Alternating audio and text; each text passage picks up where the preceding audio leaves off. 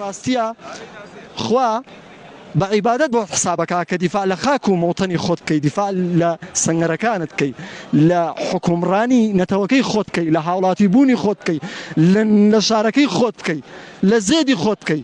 ئەمە خوا ڕێگەی یاوە و بعیبادەتیش بۆ دەنووسێ، کەچی ئەوان بەعەکسەوە ئەنوون نە ئاستن یەکێتی پارتی کە حکومڕانی دەسەڵاتیان گرتوۆتە دەست عەلمانی و کافرن، هەر کەسێک لە ئەندامەتی ئەوانە بێت و چەک هەڵبگرێ دیفاع لە کوردستانیش بکە، هەر بە کافر حسابە و کە بژمرێ وەکو کافرێکە مرێ، نانەوت ئەمە شەهیدە لە پێناوی خاک و کوردستانە.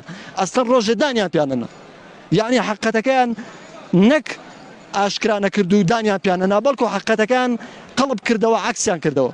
بەگەنجەکانمان ئەڵێن بڕۆن بۆ جیهاد، دیفاع لە مسلمانان و ئیسلامیەکانی فەڵەستین بکەن، بەڵام ڕۆڵەکانی خۆیان لە باشترین شوێنی تەرفیهی و سیاحەتە بیئێکی خۆش و تەرفیهیان بۆ دابین کردوون، بەڵام بۆ ڕۆڵەی خۆیان نانێرن بۆ جیهاد. ئیتر ئێمە کە سیاسەتەکەی نابێ مەسائیلی ئیسلام و کافر تێکەڵ بە سیاسەتکردن بکەی، بەتایبەت کورد حیزبی کوردی هەندێک ناویان لە خۆناوە حیزبی ئیسلامی لە ئەسڵا ئیسلام نین، ئەمانە خۆیان نەناسیوە تا خوا ناسی و ئیسلام ناسی بکەن. ئەمە لە یەکتریشەوە ئەمانە وەکیلی وڵاتانی دیکەی بە ناو ئیسلامی نێجا ئێرانە، میسرە، ئەفغانستانە.